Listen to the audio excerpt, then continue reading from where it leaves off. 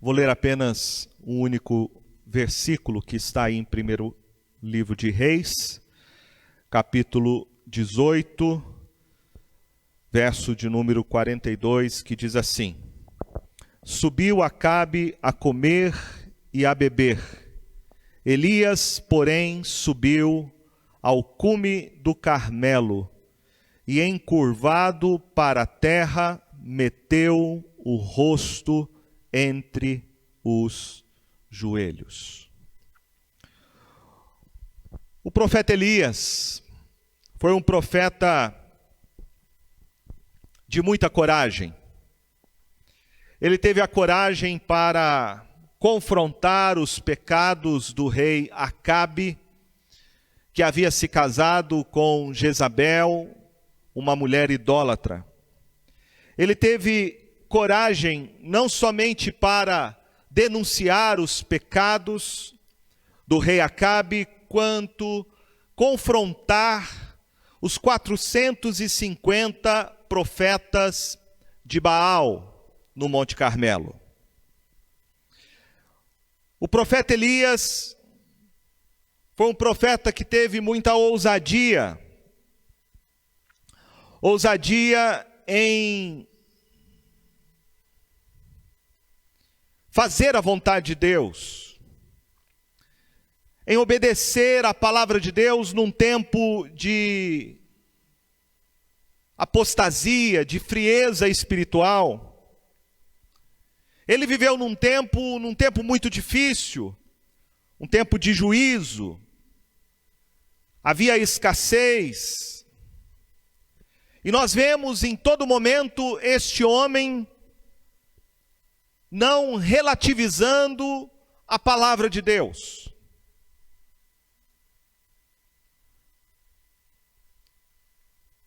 Mas além de vermos o ministério da palavra através do profeta Elias, nós podemos também ver a sua vida de oração. Elias é um profeta que foi sustentado num tempo de adversidade, neste período de juízo de Deus sobre a nação. Ele pôde ficar em pé no meio de uma geração que havia abandonado o Senhor, porque este homem permaneceu de joelhos na presença de Deus. E todo aquele que prevalece na oração, no meio de uma geração apática, no meio de um povo espiritualmente frio e estéril, será um homem que de joelhos permanecerá na presença de Deus. Enquanto Israel estava viajando pelo deserto espiritual, o profeta Elias estava na sua casa, assoprando as brasas da fé no Deus vivo. A reunião do povo de Israel no Monte Carmelo, juntamente com os 450 profetas de Baal, foi um momento que Deus usou em sua providência para destacar o ministério de oração na vida do profeta Elias. Elias era um homem de oração. Esta é a característica, por exemplo, que Tiago vai destacar, quando escreve lá no capítulo 5 da sua carta, do verso 16 a 18, mostrando que ele era um homem que orava. Um homem que tinha uma intimidade com Deus. E nós precisamos aqui sermos absolutamente honestos, que nem sempre eu e você priorizamos a oração em nossa prática diária. Nós oramos muito pouco. Às vezes buscamos a Deus por causa de algum problema, por causa de alguma dificuldade. nós teríamos a disposição de subir no monte junto com o profeta Elias, de enfrentar o povo de Israel, de zombar dos profetas de Baal, de ver o fogo de Deus cair, de nos prostrarmos, de nos adorarmos, mas será que estamos igualmente dispostos a termos uma vida perseverante na oração? Oração é uma obra que não nos anima muito. Às vezes, as programações menos frequentadas numa igreja é a reunião de oração. E por que isso acontece? A explicação é que a oração é uma obra espiritual. E por ser uma obra espiritual, oração vai contra as nossas inclinações naturais. Até mesmo quando a gente faz uma reunião de oração, às vezes nós podemos ficar falando tanto dos nossos problemas, compartilhando as nossas dificuldades, que nós oramos pouco. No nosso dia a dia, nós levantamos para ir trabalhar e muitas vezes não oramos. Vamos tomar uma refeição na hora do almoço com a família ou sozinhos em algum lugar e não agradecemos. Viajamos e fazemos isso de forma automática, sem antes orarmos e pedir que o Senhor nos guarde na saída e na chegada. Às vezes estamos tão atarefados no nosso dia a dia, com tantas coisas para fazer, preocupados com o trabalho, preocupados com a família, com os filhos, que não temos tempo para orar.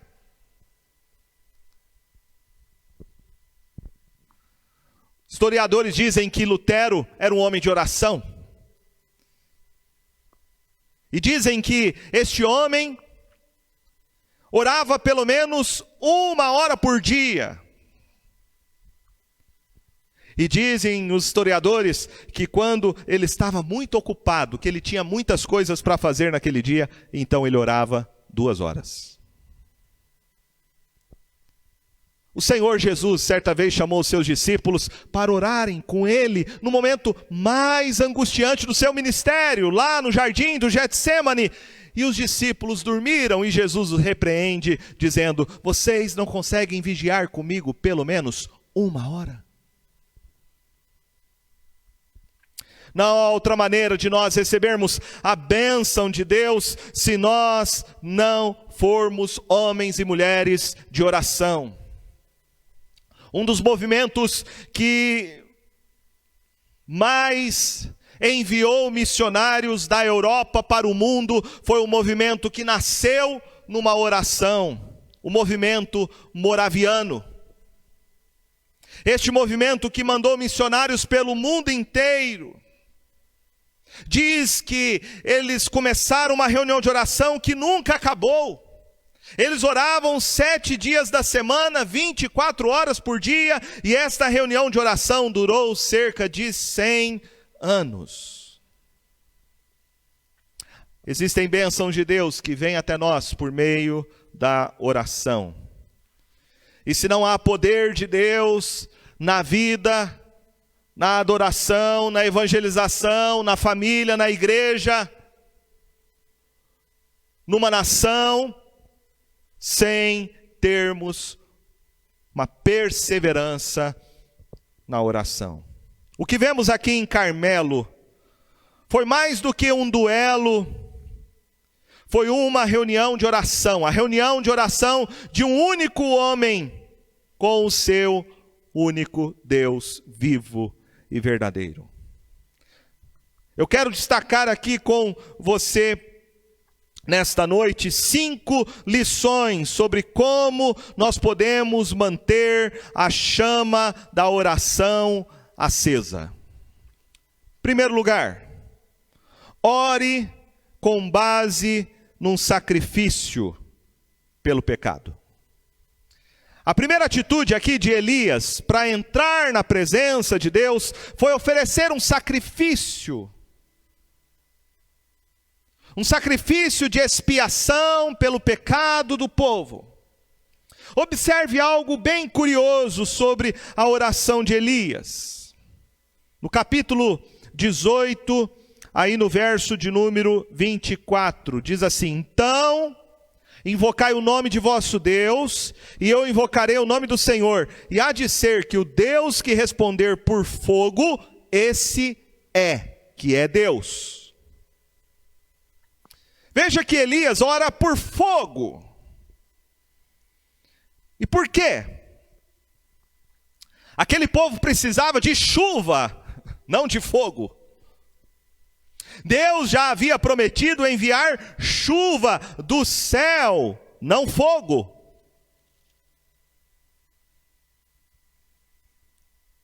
Lá no verso de número 1 do capítulo 18 diz que veio a palavra do Senhor a Elias no 3º ano, dizendo: vai, apresenta-te a Acabe, porque darei chuva sobre a terra. Deus prometeu mandar chuva. Se Deus promete chuva, porque Elias ora por fogo.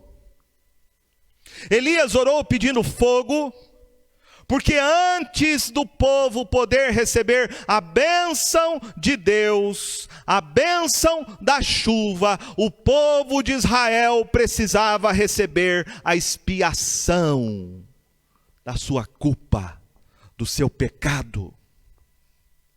O povo de Israel precisava restaurar a sua comunhão com Deus. Lembre-se que a falta de chuva era a manifestação clara do juízo de Deus.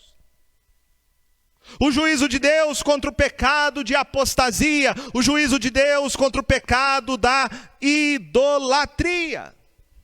Esta foi a razão de Elias levar então um novilho ao Carmelo e reconstruir o altar com as 12 pedras.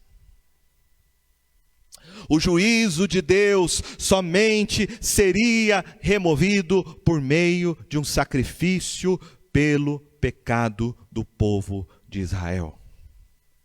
O povo precisava, em primeiro lugar, se reconciliar com o próprio Deus. Não haveria a bênção da chuva se primeiro não houvesse esta reconciliação. Não há bênção de Deus sem que primeiro nós tenhamos relacionamento com Deus.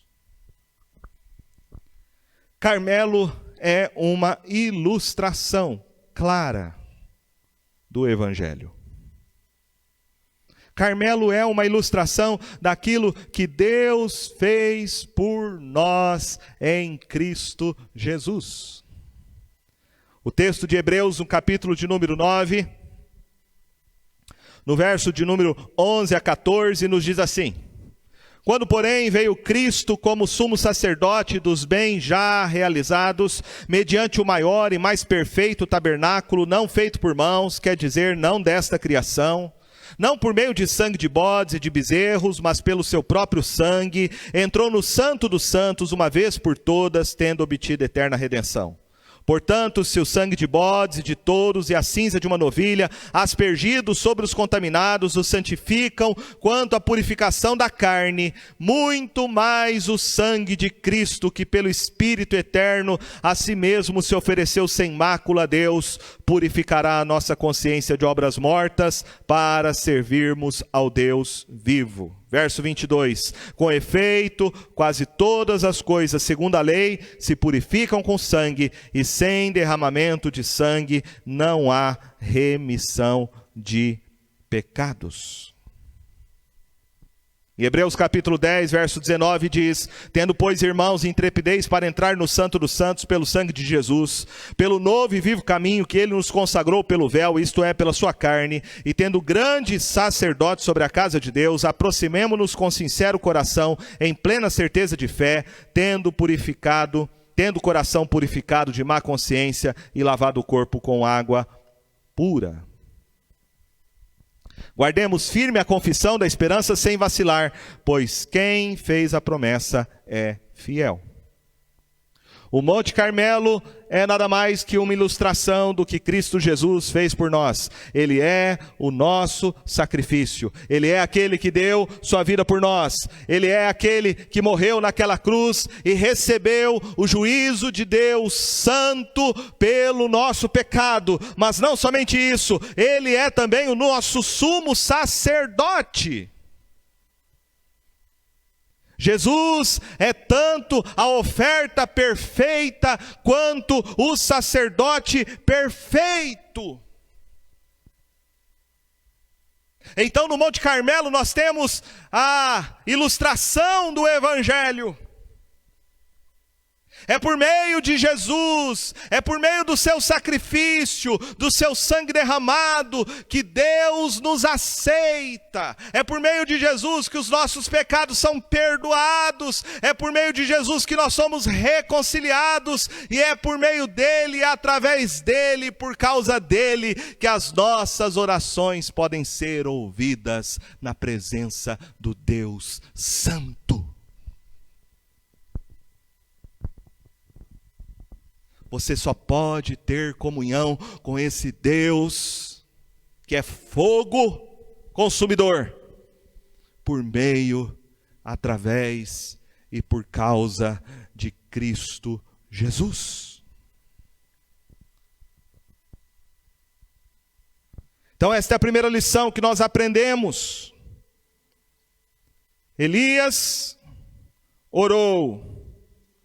Mas ele orou em primeiro lugar com base num sacrifício pelo pecado do povo. É assim que eu e você devemos nos relacionar com Deus. É por meio do sacrifício que o próprio Deus nos deu, Jesus Cristo, a oferta pelo nosso pecado e o nosso sumo sacerdote. Em segundo lugar, Elias orou em nome do Deus revelado. Veja lá no texto em 1 Reis. O verso de número 36 diz assim: no devido tempo, para se apresentar a oferta de manjares, aproximou-se o profeta Elias e disse: ó Senhor, Deus de Abraão, de Isaque, de Israel. Elias orou em nome do Deus que havia se revelado. Ele orou ao Deus certo, e este confronto no Carmelo girava em torno desta questão: quem é o Deus verdadeiro? O Deus verdadeiro é Baal ou o Deus verdadeiro é Yahvé? Elias diz que o Deus verdadeiro é o Deus que responderia com fogo do céu. Elias orou ao Deus verdadeiro, o Deus que não dorme, o Deus que não está ocupado, o Deus que não está viajando, mas o Deus que se revelou a Israel. Este é o único Senhor. O Deus que se revelou a Abraão, a Isaque e a Jacó. É esse Deus que se revelou a nós em Jesus Cristo. Diz o apóstolo João no capítulo 1, verso 14, que o verbo se fez carne e veio habitar em nós, cheio de graça e de verdade, vimos a sua glória, glória como do unigênito do Pai. Nós podemos orar a Deus porque nós conhecemos o nome de Jesus. É por causa de Cristo Jesus que eu e você podemos nos relacionar com esse Deus vivo e verdadeiro. Jesus disse que este Deus se torna o nosso Pai. E por isso nós podemos ter essa intimidade. Por isso nós podemos nos achegar a Ele com confiança, por causa de Jesus, que nos torna filhos adotivos deste Pai misericordioso. O Senhor Jesus disse aos seus discípulos em João, no capítulo de número 17, no verso de número 6. Manifestei o teu nome aos homens que me deste do mundo, eram teus, tu nos confiaste e eles têm guardado a tua palavra. Veja que em Jesus nós conhecemos a Deus, o nome de Deus. Conhecer o nome aqui é conhecer o caráter de Deus. É Jesus quem nos revela o Pai. Lembra que um dos discípulos pediu, Filipe, Senhor, mostra-nos o Pai, isso nos basta. E Jesus disse, Filipe, quem vê a mim, vê o Pai. Como dizes tu, mostra-nos o Pai. É Jesus que nos revela o nome de Deus. É Jesus que nos revela o caráter de Deus. É por meio de Jesus que nós conhecemos o Pai. E é pelo nome de Jesus que o Pai ouve a nossa oração. Em João capítulo 14, Jesus disse no verso 13 e 14, e tudo quanto pedirdes em meu nome, isso farei, a fim de que o Pai seja glorificado no Filho. Se me pedirdes alguma coisa em meu nome, eu farei. Nenhum homem, nem eu, nem você, nenhuma pessoa da face da terra tem condições, tem uma vida perfeita, tem méritos, boas obras, para poder se apresentar diante do Deus Santo. Do Santo do Santo, o Santíssimo Lugar, ninguém. O único que rasgou o véu e que entrou na presença desse Deus Santíssimo é Jesus. Quando Jesus fala aqui, você tem que pedir ao Pai em meu nome. Jesus está querendo ensinar que Ele é o único que tem méritos. Méritos para ser o nosso intercessor. Ele é o único que tem méritos para ser o nosso sumo sacerdote. Ele é o único que tem méritos para ser o nosso advogado. Por isso a nossa oração chega à presença de Deus. Não é por causa de nós. Não é por causa dos nossos méritos, não é por causa das nossas obras, não é por causa das nossas virtudes, não é nem por causa da nossa fé, mas é por causa de Jesus. Jesus. Precisamos orar por intermédio de Cristo Jesus, baseado nos seus méritos, na sua obra, em sua intercessão por nós. Em terceiro lugar, nós aprendemos com o ministério de oração do profeta Elias, que nós, para não deixarmos a chama da oração morrer na nossa vida, nós precisamos orar com a motivação certa. O profeta Elias orou dizendo, ó Senhor Deus de Abraão, de Isaque e de Israel, fique hoje sabido que tu és Deus em Israel, e que eu sou teu servo, e que segundo a tua palavra fiz todas estas coisas. Veja aqui qual é a oração de Elias. Ele ora para que Deus tornasse conhecido entre o povo de Israel. A oração de Elias foi para que Deus glorificasse o seu próprio nome. Foi para que Deus revelasse o seu próprio ser, a sua própria divindade, o seu próprio poder ao povo de Israel. O objetivo supremo da oração de Elias foi glória somente a Deus.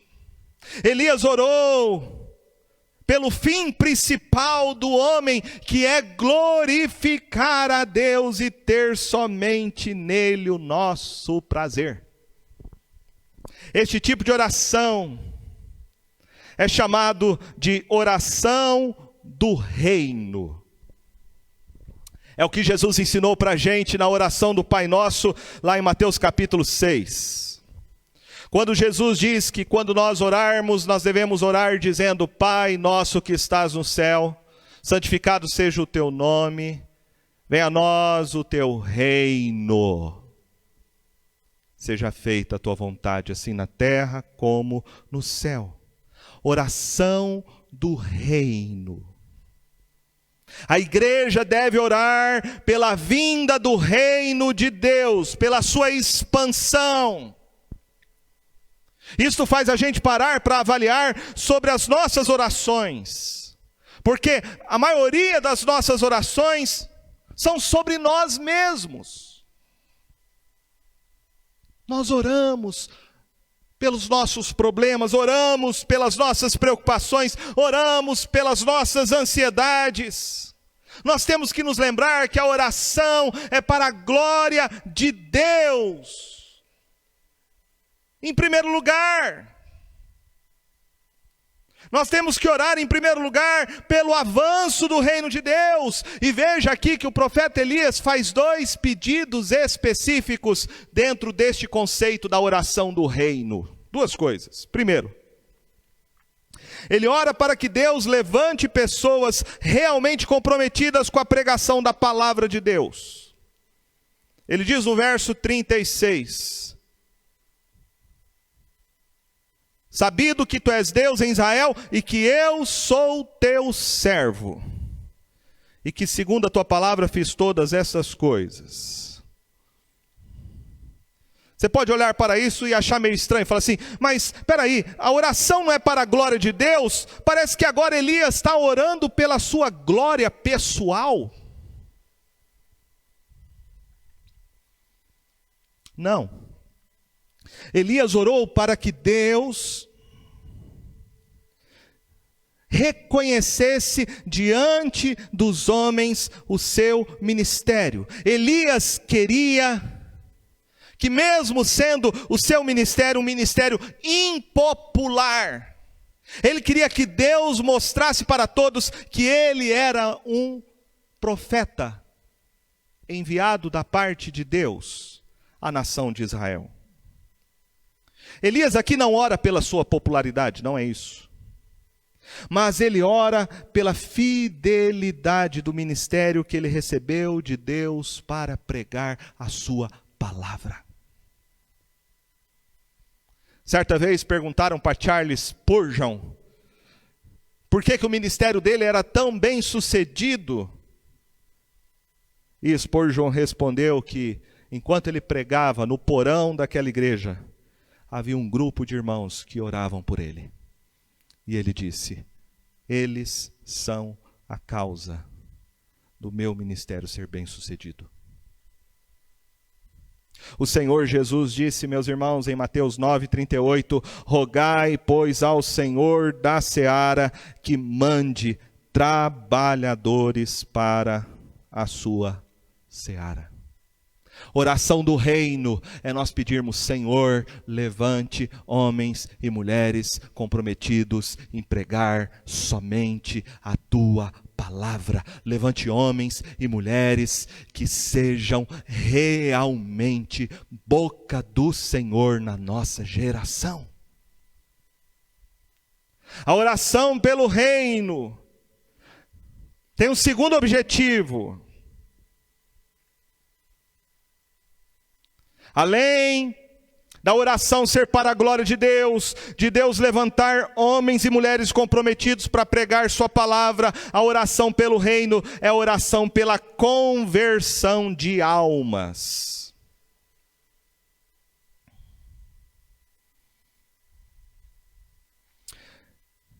O profeta Elias diz no verso 37, responde-me, Senhor, responde-me para que este povo saiba que tu, Senhor, és Deus, e que a ti fizeste retroceder o coração deles. Elias aqui não ora para que o povo veja o fogo cair do céu, não é isso. Elias aqui ora para que ao Deus responder à oração e o fogo cair do céu, um outro fogo, que é o fogo do Espírito Santo, convertesse aqueles corações para adorarem o único e verdadeiro Deus. A oração de Elias é a oração por conversão. Conversão, meus irmãos, não é uma obra humana. Conversão só pode ser experimentado pela graça soberana de Deus. O Senhor Jesus reconheceu isso. Ele orou.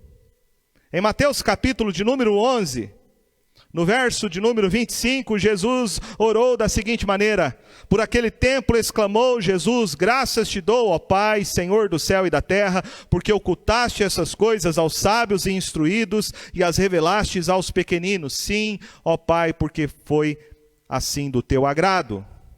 Tudo me foi entregue por meu Pai, ninguém conhece o Filho senão o Pai, e ninguém conhece o Pai senão o Filho, e aquele a quem o Filho o quiser revelar.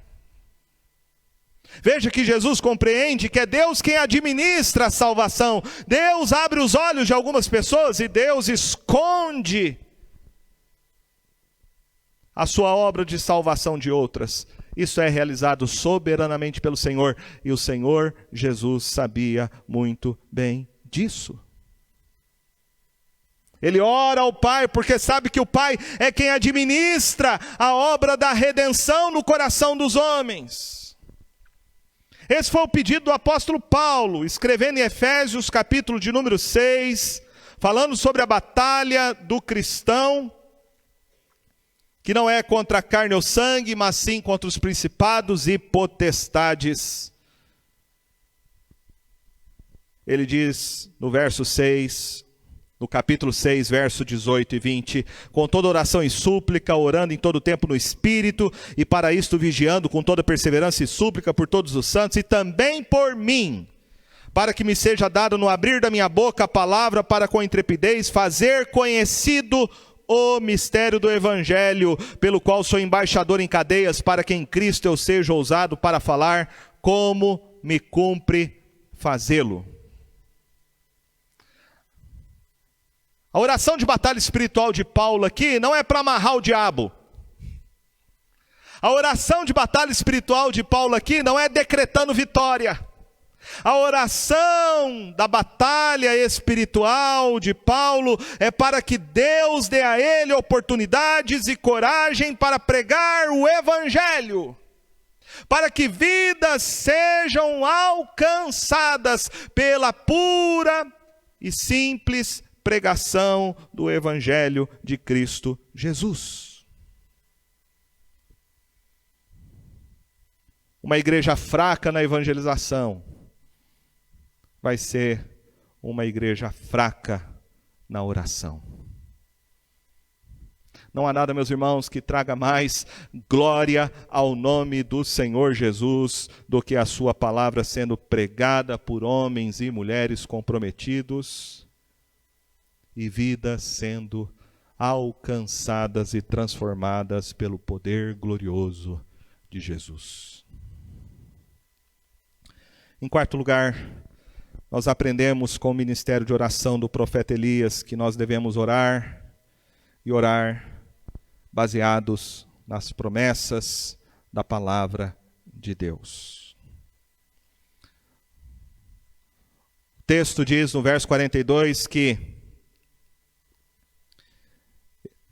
Acabe foi comer e beber, e Elias subiu ao cume do Carmelo e, encurvado para a terra, meteu o rosto entre os joelhos.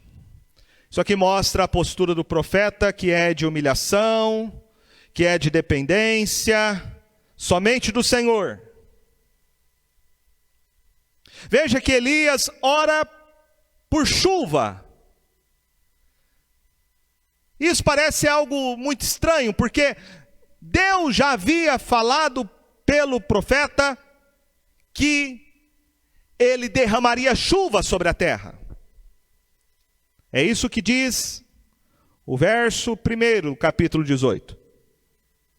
Muito tempo depois veio a palavra do Senhor a Elias no 3º ano, dizendo: vai, apresenta-te a Acabe, porque darei chuva sobre a terra. Pergunta é, por que Elias então ora, se prostra diante de Deus? Ele ora para que Deus cumpra a sua promessa. aqui precisamos deixar algo muito claro, de que Deus não precisa da nossa oração para cumprir as suas promessas. Deus é soberano. Deus sabe de todas as coisas.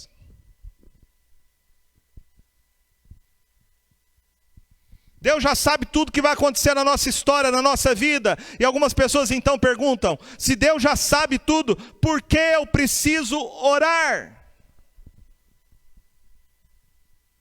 A resposta é que Deus fará muitas coisas na nossa vida como resposta da nossa oração a Ele. Oração não é um fim.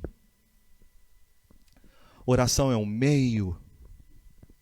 Deus ordena a oração, e é por meio da oração que Deus cumprirá as suas promessas na vida do seu povo. Veja que o profeta Elias, ele ora a palavra de Deus, ele ora baseado nas promessas de Deus. Por isso nos diz lá em 1 João, no capítulo de número 5, um texto que é muito mal compreendido, diz assim: e esta é a confiança que temos para com Ele, que se pedirmos alguma coisa segundo a sua vontade, Ele nos ouve. E se sabemos que Ele nos ouve quanto ao que lhe pedimos, estamos certos de que obtemos os pedidos que lhe temos feito.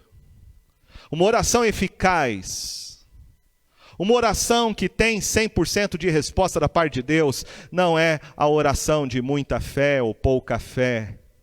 Não é oração forte, não é decretar alguma coisa, não é dizer algumas palavras decoradas. Não, é você orar segundo a vontade de Deus. O grande problema é que muitas pessoas não conhecem a palavra de Deus, não estudam a palavra de Deus. E se você não conhece a palavra de Deus, você não vai saber pedir ao Pai o que Ele quer fazer na sua vida. A oração respondida pelo profeta Elias a Deus foi uma oração baseada na palavra de Deus. Em quinto e último lugar, ore com perseverança, sem esmorecer. Nós sabemos que foram 3 anos sem chuva, 3 anos de juízo de Deus sobre aquela região. E Elias aqui sobe ao Monte Carmelo, sabendo que Deus vai cumprir a sua promessa. Mas veja que a atitude dele é uma atitude de perseverança. Diz o texto que enquanto ele estava orando com o rosto entre seus joelhos, ele falou para o seu moço: sobe e olha para a banda do mar. Ele subiu, olhou e disse: não há nada. Então lhe disse Elias: volta. E assim por 7 vezes. Este servo de Elias foi e olhou para o mar 6 vezes, e 6 vezes a única resposta foi: não há nada. Quantas vezes você e eu oramos por alguma coisa e parece que nada acontece, não há resposta, e a gente esmorece, a gente desiste, a gente para de orar. Elias não fez isso. Elias não desanimou, Elias não entrou em desespero, mas ele foi confiante em Deus e ele perseverou na oração. O texto fala que na 7ª vez aquele moço se levantou e disse: eis que se levanta do mar uma nuvem pequena como a palma da mão do homem. Então disse ele: sobe e dize a Acabe: aparelha o teu cavalo e desce para que a chuva não te detenha. Dentro em pouco os céus se enegreceram com nuvens e vento e caiu grande chuva.